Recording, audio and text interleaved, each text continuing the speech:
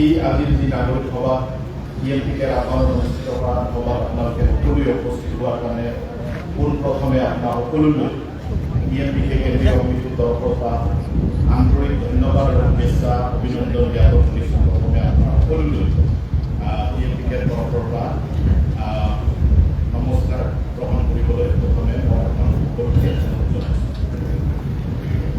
ৰাইজ দীঘলীয়া কথা বতৰা পাতিবলৈ মোৰ বিশেষ আমাৰ একো নাই। উদ্দেশ্য ব্যাখ্যা কৰাৰ সময়ত আমি দুটামান কথা ইয়াতে আপোনালোকক অৱগত কৰিছে। উদ্দেশ্য ব্যাখ্যা কৰাৰ দৰে আমাৰ সম্পাদক মহোদয়ে যে জোনাই এটা tribal belt and block area. সেই ট্ৰাইবেল বেল্ট এণ্ড ব্লক এৰিয়াত ট্ৰাইবেল সমাজে থাকিব পৰা ব্যৱস্থাৰ আইনী প্ৰক্ৰিয়া আছে। সেই প্ৰক্ৰিয়াৰ ভিতৰত অকল জোনাই বুলি নহয়, অসমৰ ভিতৰত ব্ৰিটিছৰ সময়তেই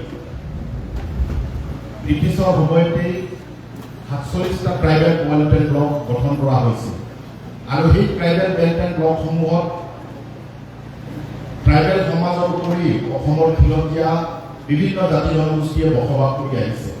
এইটো সকলোৱে জ্ঞাত। এই একে ধৰণৰ 47টা ট্ৰাইবেল বেল্ট এণ্ড ব্লকৰ ভিতৰত এটা নতুনকৈ ট্ৰাইবেল বেল্ট এণ্ড ব্লক এটা এই যোৱা 2 বছৰ আগত চিচিটমানি ট্ৰাইবেল বেল্ট এণ্ড ব্লক নামেৰে এটা নামাকৰণৰ এটা নতুন ট্ৰাইবেল বেল্ট এণ্ড ব্লক এটা অসম চৰকাৰে ক্ৰিয়েশ্যন কৰিছে বা নতুনকৈ বনাইছে। এই ট্ৰাইবেল বেল্ট এণ্ড ব্লকতো ট্ৰাইবেল সমাজে বা ট্ৰাইবেল সকলে থাকিব পৰা ব্যৱস্থাৰ কথা, এই ট্ৰাইবেল বেল্ট এণ্ড ব্লকৰ কথা আমাৰ সকলোৱে জ্ঞাত। চ' এতিয়া সেই 47টা বা নতুনকৈ এটা লগাই 48টা ট্ৰাইবেল বেল্ট এণ্ড ব্লকৰ ভিতৰত Jonai Murkongselek tribal belt and block আৰু এই ট্ৰাইবেল বেল্ট এণ্ড ব্লকত মিচিং মানুহ, বড়ো মানুহ, ৰাভা মানুহ, সোণোৱাল মানুহ, দেউৰী মানুহৰ উপৰিঞ্চ ইয়াত বিভিন্ন অসমৰ খিলঞ্জীয়া জাতি জনগোষ্ঠী আহোমকে ধৰি, চুতীয়াকে ধৰি, গোৰ্খাকে ধৰি, হিন্দী ভাষীৰ পৰা আৰম্ভ কৰি, কোচ ৰাজবংশীৰ পৰা আৰম্ভ কৰি সকলো ধৰণৰ জাতি জনগোষ্ঠী ইয়াতে বসবাস কৰি আছে। সেই কথাও সকলোৱে জ্ঞাত। আৰু সেই যিসকল জাতি জনগোষ্ঠীয়ে ট্ৰাইবেলৰ বাদ দি যিসকল জাতি জনগোষ্ঠী ইয়াতে Jonai Murkongselek tribal belt and ব্লকত বসবাস কৰি আছে, সেই বসবাস কৰা অন্যান্য জাতি জনগোষ্ঠীয়ে যিটো ট্ৰাইবেল নহয়, যি ট্ৰাইবেল নোহোৱাৰ কাৰণে ইয়াতে মাটিৰ অধিকাৰ নাপায়। তো সেই কথাটোকো আমি ইয়াত থকা ট্ৰাইবেল সমাজে আলোচনা কৰি ইয়াত থকা মুৰকংচালে ট্ৰাইবেল বেল্ট এণ্ড ব্লকৰ ভিতৰত থকা ট্ৰাইবেল সমাজে আলোচনা কৰি ইয়াত থকা শ বছৰ মানে 50 বছৰ, 60 বছৰ, 70 বছৰ যিসকল জাতি জনগোষ্ঠীয়ে খিলঞ্জীয়া জাতি জনগোষ্ঠীয়ে মুৰকংচালে ট্ৰাইবেল বেল্ট এণ্ড ব্লকত বসবাস কৰি আছে কিন্তু মাটিৰ অধিকাৰ পোৱা নাই, এখেতসকলেও মাটিৰ অধিকাৰ পাব লাগে বুলি ইয়াত থকা ট্ৰাইবেল সমাজে সিদ্ধান্ত গ্ৰহণ কৰি গভৰ্ণমেণ্টৰ ওচৰত দাখিল কৰোঁ আৰু গভৰ্ণমেণ্টে সেই হিচাপত 2011 চনৰ আগত যিসকল ভোটাৰ তালিকা অসমৰে ভিতৰত খিলঞ্জীয়া জনগোষ্ঠীৰ মানুহে মুৰকংচালে ট্ৰাইবেল বেল্ট এণ্ড ব্লকত বসবাস কৰি আছে শ বছৰ ধৰি। ই আহোম, চুতীয়া, মৰাণ, মটকৰ পৰা আৰম্ভ কৰি, গোৰ্খাৰ পৰা আৰম্ভ কৰি, কোচ ৰাজবংশীৰ পৰা আৰম্ভ কৰি একেলগে ইয়াতে মাটিৰ অধিকাৰ পাব লাগে বুলি আমি গভৰ্ণমেণ্টক ৰাজহুৱাভাৱে আলোচনা কৰি গভৰ্ণমেণ্টৰ ওচৰত আৰ্জি দাখিল কৰোঁ আৰু গভৰ্ণমেণ্টে সেই আৰ্জিত মান্যতা প্ৰদান কৰি ইয়াত গোৰ্খা, আহোম, চুতীয়া, মৰাণ, মটক, কোচ ৰাজবংশীৰ পৰা আৰম্ভ কৰি এনেধৰণৰ খিলঞ্জীয়া জাতি জনগোষ্ঠীয়ে যিসকলে ইয়াত 50 বছৰ ধৰি একেলগে বসবাস কৰি আছে একেলগেও মাটিৰ অধিকাৰ পাব লাগে বুলি সিদ্ধান্ত গ্ৰহণ কৰাৰ কথাও আপোনালোকে ইতিমধ্যে অৱগত হৈ আছে। এতিয়া মোৰ কথালৈ আহোঁ। এই দুটা কথা আমি সকলোৱে সন্মত, যাৰ ফলত আজি ইয়াত থকা অন্যান্য জাতি জনগোষ্ঠী যি খিলঞ্জীয়া অসমৰ সেই জাতি জনগোষ্ঠীয়ে মাটিৰ অধিকাৰ পাব লাগে, সেই মান্যতা প্ৰদান কৰাৰ পাছত আজি এই মুৰকংচালে ট্ৰাইবেল বেল্ট এণ্ড ব্লকটো আজিও নিৰাপদ নহয়। এই কথা আজি এই নাগৰিক সভাৰ জৰিয়তে আপোনালোকক আমি আমাৰ উদ্দেশ্য ব্যাখ্যা কৰাৰ সময়তে আপোনালোকক আমি অৱগত কৰিছোঁ। এতিয়া কথা হ'ল অসমত কি হৈছে আমি পাছত আলোচনা কৰিম। প্ৰথমে আমি আলোচনা কৰিব লাগিব এই যি জোনাই এই যি Murkongselek tribal belt and block যি জোনাইৰ পৰা টাকা চন্দ্ৰ মেজৰ দেৱৰ দৰে এটা সৃষ্টিশীল মানুহ জ্ঞানী মানুহ ইয়াৰ পৰাই জন্মস্থান এই জোনাই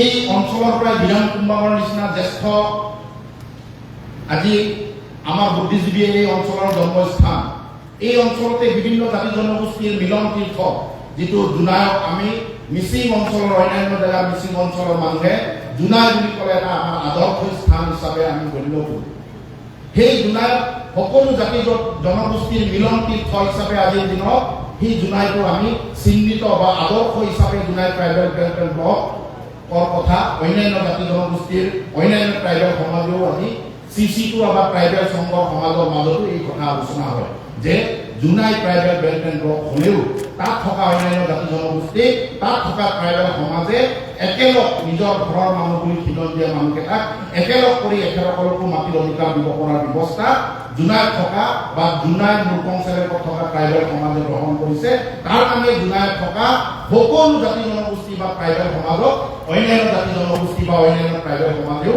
ধন্যবাদ জ্ঞাপন কৰিছে আৰু তাক আদৰ্শ হিচাপে লৈছে কিন্তু আজি এই কথা অৱগত কৰি আমি চিন্তিত হৈছোঁ এই কথা জানিব পাৰি চিন্তিত হৈছোঁ যে আমাৰ এই জোনাই যি আমাৰ আদৰ্শ আমাৰ এই জোনাই যি আমাৰ আদৰ্শৰে গৰ্বিত এটা জোনাই অঞ্চলত আজি কবাত নহয় কবাত খেলি মেলি এটা যেন অনুভৱ হৈছে খেলি মেলি এটা সৃষ্টি হোৱা যেন অনুভৱ হৈছে এইটো যাৰ কাৰণে আমি আজি নাগৰিক সভাখন অনুষ্ঠিত কৰি আপোনালোকৰ পৰা আমি এটা মত বিনিময় অনুষ্ঠান কৰি আপোনালোকৰ পৰা আমি মতামত বিচাৰিবৰ কাৰণে আজি এই নাগৰিক সভা অনুষ্ঠিত কৰিছোঁ কথাটো হ'ল চিম্পল যে ইয়াত থকা বিভিন্ন জাতি জনগোষ্ঠী আমি ইয়াত সুৰক্ষিত যাৰ কাৰণে আইনী ব্যৱস্থা যি ব্যৱস্থা আছে সেই আইনী ব্যৱস্থাৰ কাম কাজ কৰাৰ কাৰণে আমি চৰকাৰৰ ওচৰত TMDK বা ইয়াত থকা ট্ৰাইবেল সমাজে প্ৰথমেই আগভাগ লৈ খোজ দি মেলি ইয়াক সুৰক্ষিত কৰাৰ কথা আমি কথা বতৰা পাতি মেলি সিদ্ধান্ত গ্ৰহণ কৰিছোঁ যাৰ ফলত আজি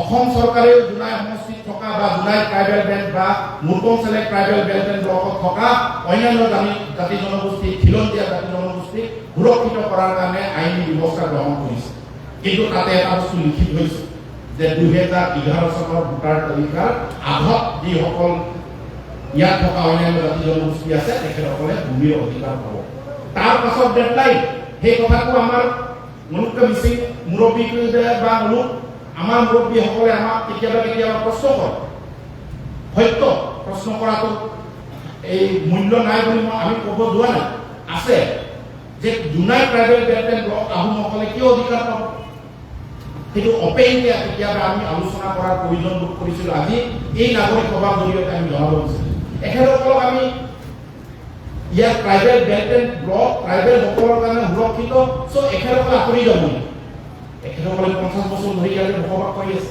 60 বছৰ ধৰি বসবাস কৰি আছে এখেতসকলক আমি কেনেকৈ ইয়াৰ পৰা মাটিৰ অধিকাৰ নিদিয়াকৈ এখেতসকলক খেদাবও নোৱাৰোঁ আঁতৰাবও নোৱাৰোঁ তেতিয়াহ'লে এটা ডিচিশ্যন কি ডিচিশ্যনটো চিম্পল সকলোৱে সুৰক্ষিত হোৱাকৈ আইনী ব্যৱস্থা ট্ৰাইবেল বেল্ট এণ্ড ব্লকৰ ভিতৰতো কৰোঁ চিম্পল যাৰ কাৰণে আমাৰ মুৰব্বীসকলে আমাক কেতিয়াবা সোধে TMDK এই কামটো কিয় কৰিলে আমি কৈছোঁ ভাই এটা ডেডলাইন এটা সিৰিয়াছ অফ ইয়াৰ এটা ইয়াৰ এটা ঠিক কৰিলোঁ যিটো ইয়াৰৰ পাছৰ পৰা আৰু ট্ৰাইবেল বেল্ট এণ্ড ব্লকত থকা মানুহবোৰ সুৰক্ষিত হওক তাত থকা শ বছৰ ধৰি থকা গোৰ্খা সমাজ চুতীয়া সমাজ বড়ো সমাজ কছৰী আমাৰ আহোম সমাজে আহোম জনগোষ্ঠী এটা সুৰক্ষিত হ'ব লাগে এই কথাটো আমি মুকলিকৈ কৈছোঁ কিন্তু তাৰ পাছত কিন্তু 2011 চনৰ ভোটাৰ তালিকাৰ পাছত যদি কিন্তু কোনোবা আহে তেতিয়াহ'লে মাটিৰ অধিকাৰ কিন্তু নাপাব সেই কথা আমি চৰকাৰক সকলোৱে মিলি অৱগত কৰিম যে আইন নাগৰিক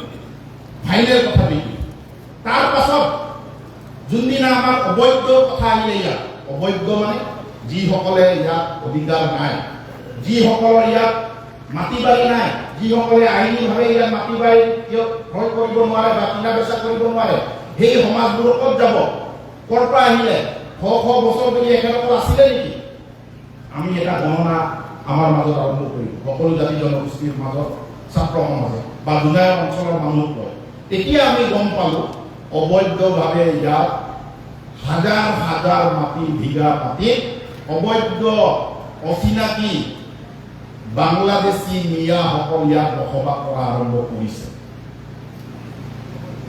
এটা সময়ত সেই মানুহবোৰ ক'ত আছিলে বুলি ক'লে, এটা সময়ত সেই মানুহবোৰ আছিলে কব চাপৰি। কব চাপৰিটো হ'ল ফৰেষ্ট এৰিয়াৰ মাটি।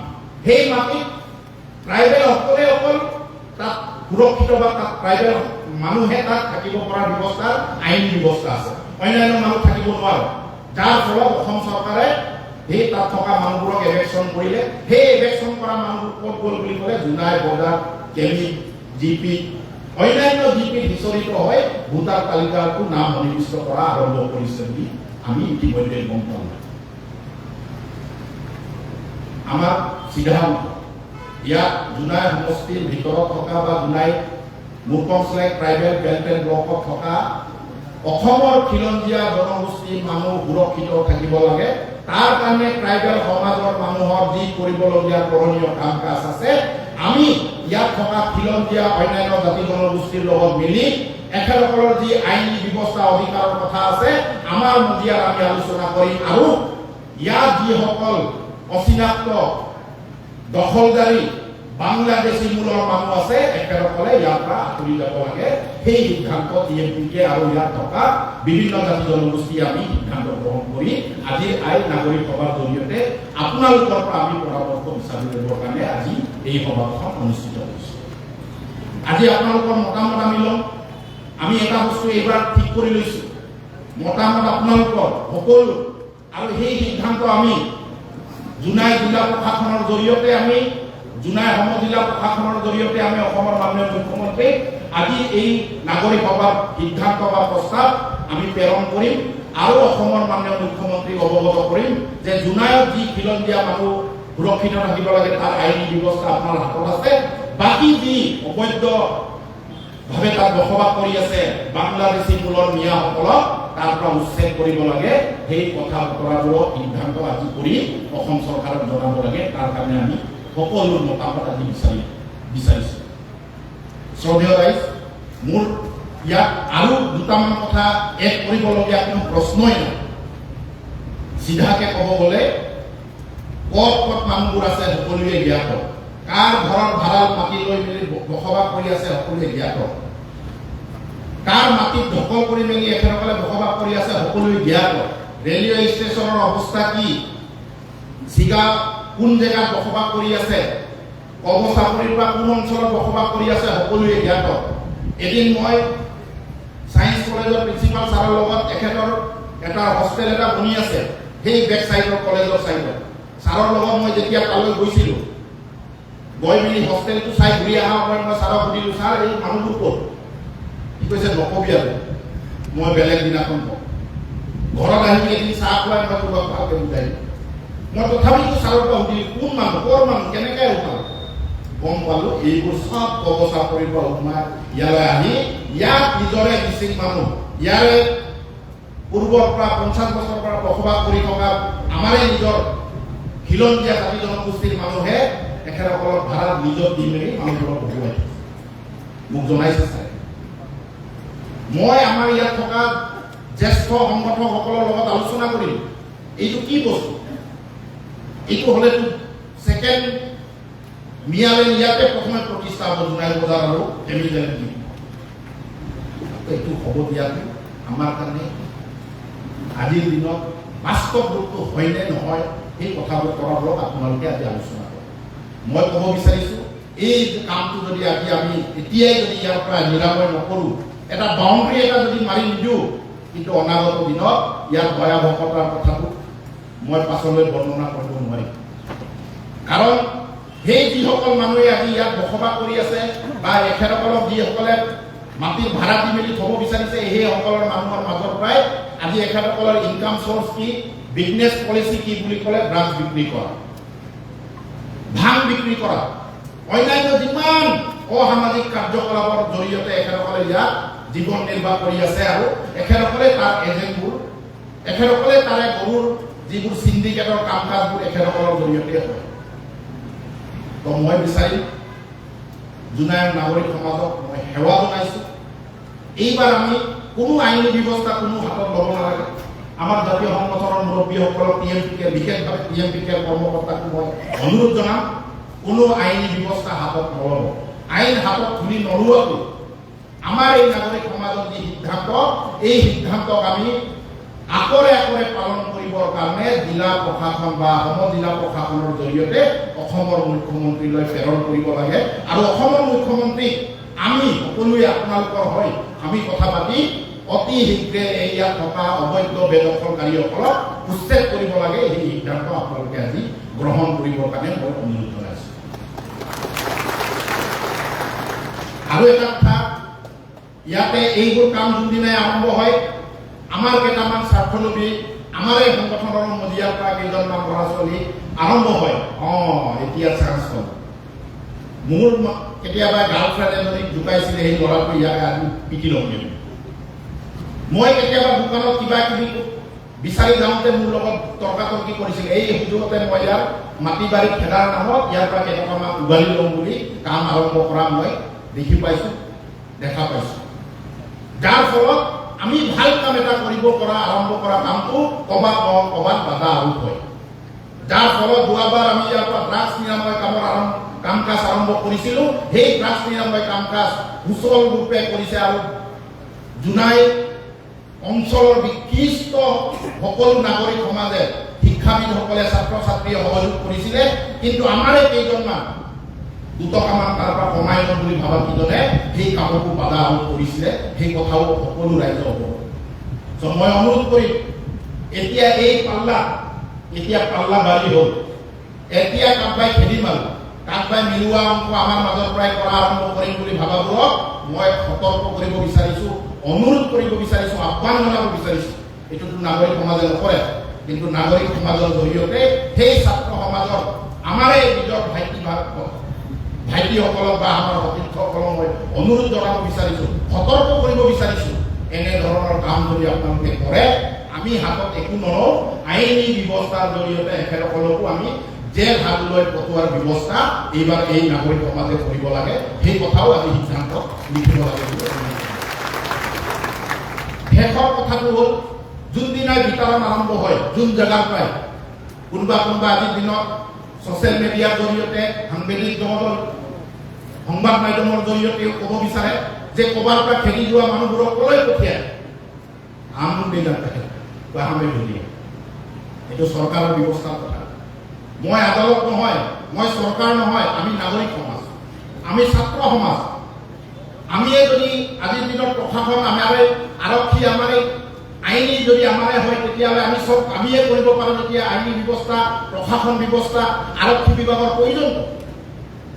আমি আমাৰ আজিৰ নাগৰিক সভাৰ জৰিয়তে আমি আহ্বান জনাম, ইয়াৰ পৰা যিসকলক বিতৰণ কৰে আপোনালোকে কোনটো জেগালৈকে দিয়ে দিয়ক। আমি অৰুণাচললৈকে, অৰুণাচল চৰকাৰক আমি আহ্বান জনাম বা অনুৰোধ জনাম, আমাৰ নাগৰিক সমাজৰ সিদ্ধান্ত আমি অৰুণাচল চৰকাৰক জনাম, যাতে আপোনালোকেও অৰুণাচলৰ গেটৰ পৰা পাৰ হৈ অৰুণাচলৰ ইয়াৰ পৰা বিতৰণ কৰা মানুহবোৰক যাতে সংস্থাপন কৰাৰ ব্যৱস্থা যাতে নকৰে, তাৰ কাৰণে আমি আহ্বান জনাম। সেই কামে আমি কৰিব পাৰোঁ। সেই কামৰ উপৰি আমি চোকা দৃষ্টি নজৰ ৰাখিম যে আমাৰ অঞ্চলত থকা মানুহবোৰক ইয়াৰ পৰা বিতৰণ কৰাৰ পাছত, ইয়াৰ পৰা এভেকশ্যন কৰাৰ পাছত কোনোবা আমাৰে নিজৰ মানুহে, আমাৰে নিজৰ নাগৰিক সমাজে, আমাৰে নিজৰ খিলঞ্জীয়া জনগোষ্ঠীৰ আমাৰ নাগৰিক সমাজৰ মাজৰ পৰা কোনোবাই ৰক্ষণাবেক্ষণ দিছে নেকি, তাৰ আইনী ব্যৱস্থাৰ কথাও আজি এই আমাৰ নাগৰিক সমাজে সিদ্ধান্ত গ্ৰহণ কৰিব লাগে। নহ'লে বিশেষভাৱে মই ক'ব বিচাৰিছোঁ, ইয়াতোতো সোণোৱাল ছাত্ৰ সন্থা, কোচ ৰাজবংশী, গোৰ্খা ছাত্ৰ সন্থা বা আছু, AUICP, বড়ো ছাত্ৰ সংগঠনে নকৰে এইবোৰ কাম, আমাৰে ল'ৰাবোৰে আৰম্ভ কৰিব। তোৰতো বচাই চিন্তা নকৰিব। সেইসকলক মই অনুৰোধ কৰিব বিচাৰিছোঁ।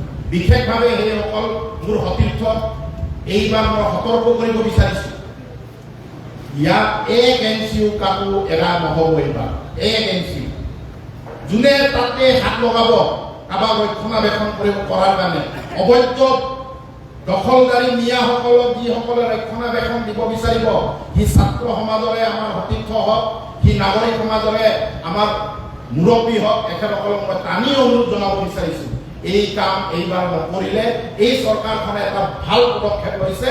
ট্ৰাইবেল বেল্ট এণ্ড ব্লকসমূহ সুৰক্ষা কৰা, PGR সমূহ সুৰক্ষা কৰা, ফৰেষ্ট ৰিজাৰ্ভসমূহ সুৰক্ষা কৰা, সেই সুৰক্ষা কৰা কামৰ আজি এভেকশ্যনৰ কাম আৰম্ভ কৰিছে। এই সুযোগতে যদি জুনাইৰ পৰা আমি মুৰকং চেলেক্ট ট্ৰাইবেল বেল্ট এণ্ড ব্লকৰ পৰা অবৈধ দখলকাৰীসকলক যদি আমি এভেকশ্যন কৰাব নোৱাৰোঁ, সকলোৱে মিলি তাৰ আৰু এটা সুযোগ আমাৰ দিনত আৰু নাহিব। মোৰ এটা কথা মনত আছে, জুনাই সমষ্টিৰ মানুহে ভিডিঅ' মহোদয় কেতিয়াবা ৱৰ্কশ্বপত বা মিটিঙত পোৱা শুনিছোঁ আমি যে এদিন হৰিৰাম পেগুৱে আৰম্ভ কৰিছিলে এভেকশ্যনৰ কাম কব চাকৰিৰ পৰা যিসকল আমাৰ ইয়াত প্ৰিন্সিপাল ছাৰো বহি আছে, ইয়াত কামৰূপ পেগুৰ পৰা আৰম্ভ কৰি আমাৰ অতুল পেগুৰ পৰা আৰম্ভ কৰি মূলা পেগুৰ পৰা আৰম্ভ কৰি বহি আছে, তেখেতসকলৰ দিনত এভেকশ্যন কৰা আৰম্ভ কৰিছিলে। যোনদিনাই এভেকশ্যন কৰি ঘূৰি অহাৰ লগে লগে ইয়াত ট্ৰেন্সফাৰ অৰ্ডাৰ বদলপুৰলৈকে পাই গ'ল বুলি কথা শুনিছোঁ।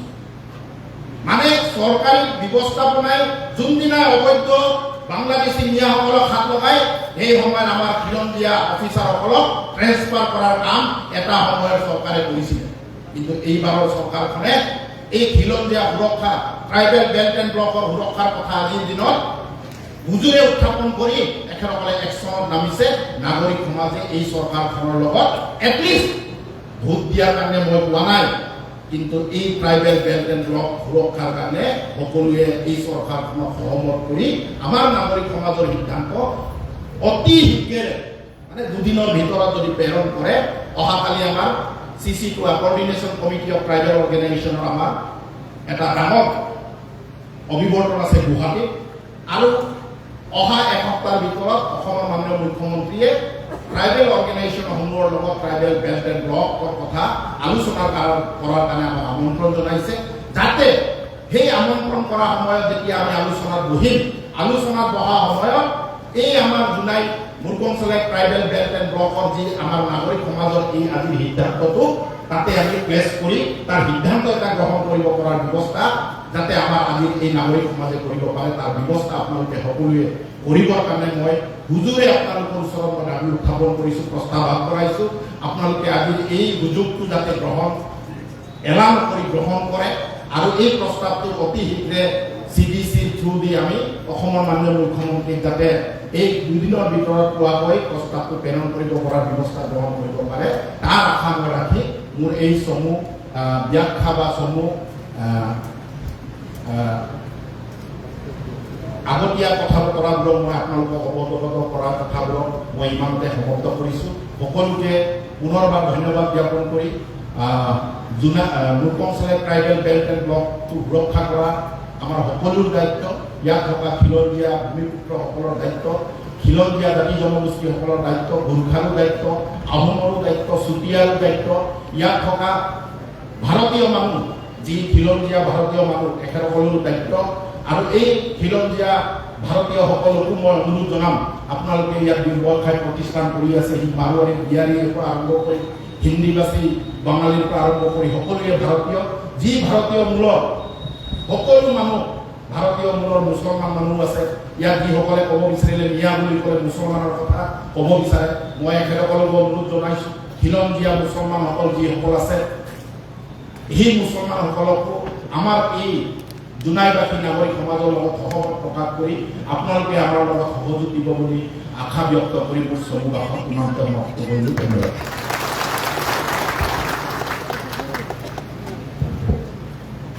ধন্যবাদ। টাটা মিচিং কৰিম কেবাঙৰ সভাপতি তিলক দলে ডাঙৰীয়ালৈ ধন্যবাদ জনাইছোঁ। এই কাৰ্যসূচী আমি সুন্দৰকৈ পৰিচালনা কৰিবৰ কাৰণে আমি চিন্তা এটা কৰিছোঁ। বিভিন্ন ছাত্ৰ সংগঠনৰ তৰফৰ পৰা এজন বক্তা, তাৰ পাছত জ্যেষ্ঠ নাগৰিকসকলৰ, আমাৰ সন্মানীয় জ্যেষ্ঠ নাগৰিকৰ তৰফৰ পৰা এজনকৈ বক্তা আমি আগবঢ়াব বিচাৰিছোঁ।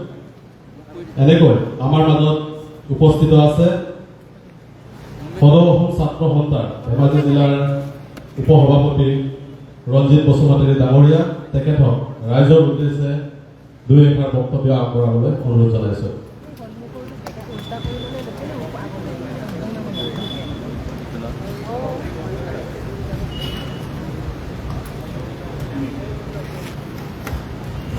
ইয়াৰ লগে লগে আমাৰ টুকেশ্বৰ বিৰি ডাঙৰীয়াক সাজু হৈ থাকিবলৈ অনুৰোধ জনাইছোঁ। TMPকে জোনাই জিলা সমিতিৰ আজি অবৈধ বিদেশী বাংলাদেশী ওপৰত আজি বিশাল নাগৰিক সভাৰ সভাপতিত্ব কৰি থকা জোনাই জিলা TMPকে সন্মানীয় সভাপতি মহোদয়, লগতে আজি এই বিশেষ নাগৰিক সভাত উপস্থিত থকা মোৰ শ্ৰদ্ধাৰ শিক্ষাগুৰুসকল আৰু বিভিন্ন দল সংগঠনৰ সভাপতি সম্পাদকীয় প্ৰমুখ্যপৰি সন্মানীয় বিষয়ববীয়াসকল, লগতে মোৰ ইয়াৰ জ্যেষ্ঠ ব্যক্তিসকল, শিক্ষাগুৰুসকল আৰু বুদ্ধিজীৱীসকল। পোনপ্ৰথমে আমি সদৌ ধেমাজি জিলা ছাত্ৰ সন্থাৰ তৰফৰ পৰা ইয়াত উপস্থিত থকা গণ্যমান্য সকলো ব্যক্তিলৈকে মোৰ সদৌ ধেমাজি জিলা ছাত্ৰ সন্থাৰ পবিত্ৰ মজিৰ পৰা শ্ৰদ্ধা আৰু সেৱা জনাইছোঁ। যিহেতু অসমত অবৈধ বাংলাদেশী কথা বতৰা আপোনালোকে সকলোৱে জ্ঞাত, যিহেতু সদৌ অসম ছাত্ৰ সন্থাই 1971 চনৰ পাছত আহাৰ যি অবৈধ বাংলাদেশীসকলক আমি বহিষ্কাৰ আৰু বিতৰণ কৰিবৰ কাৰণে অসমৰ ৰাইজে বহুবাৰ দাবী জনাই আহিছিল বা আন্দোলন কৰি আহিছিল। কিন্তু বহুতো সময়ত আমি চাইছোঁ আমি অকল আন্দোলন কৰাৰ পাছত বাংলাদেশীসকলে আমাৰ আকৌ অসমত বেছি আগ্ৰাসন কৰা আমি দেখা পাইছোঁ। যিহেতু অসম চৰকাৰে তাৎক্ষণিকভাৱে এতিয়া আমাৰ সত্ৰৰ মাটি হওক অবৈধভাৱে দখল কৰা সত্ৰৰ মাটিৰ লগতে বনাঞ্চল আৰু ৰেলৱে মাটি বিভিন্ন অঞ্চলত চৰকাৰে ইতিমধ্যে আপোনালোকৰ বহিষ্কাৰ কৰিবৰ কাৰণে যি বেদখল মুক্ত কৰি আছে তেখেত চৰকাৰক আমি বিজয় চৰকাৰক ধন্যবাদ আৰু জ্ঞাপন কৰিছোঁ। গতিকে এই জোনাই অঞ্চলত আমাৰ জনজাতিৰ মাটি সুৰক্ষা হ'ব লাগিব, সাংস্কৃতিক সুৰক্ষা হ'ব লাগিব, ভাষা সুৰক্ষা হ'ব লাগিব, ৰাজনীতি আমাৰ অধিকাৰ সুৰক্ষা হ'ব লাগিব। গতিকে আমি এটাই আমাৰ দাবী আছে, এই অবৈধভাৱে জোনাইত যিমান চৰকাৰী মাটিত বসবাস কৰি আছে, হিন্দুৱে হওক, মুছলমানে হওক, মিয়াই হওক, তেখেতসকলক আমি এই জোনাইৰ পৰা তেখেতসকলক বহিষ্কাৰ কৰি তেখেতক অবৈধ নিজ নিজ দেশত বিধান কৰিবৰ কাৰণে আমি চৰকাৰক আজি এই পবিত্ৰ বিশাল নাগৰিক সভাত মই আহ্বান জনাইছোঁ। গতিকে বহুতো আমাৰ জ্যেষ্ঠ মান্য ইয়াত ব্যক্তি আছে, এইখিনিকে মই মোৰ চমু বক্তব্য দুআষাৰ বক্তব্য মাৰি সকলোকে শ্ৰদ্ধা আৰু সেৱা জনাই মোৰ ইমানতে সমাপ্ত কৰিছোঁ। ধন্যবাদ। ৰঞ্জিত বসুমতাৰী ডাঙৰীয়ালৈ ধন্যবাদ জনাইছোঁ।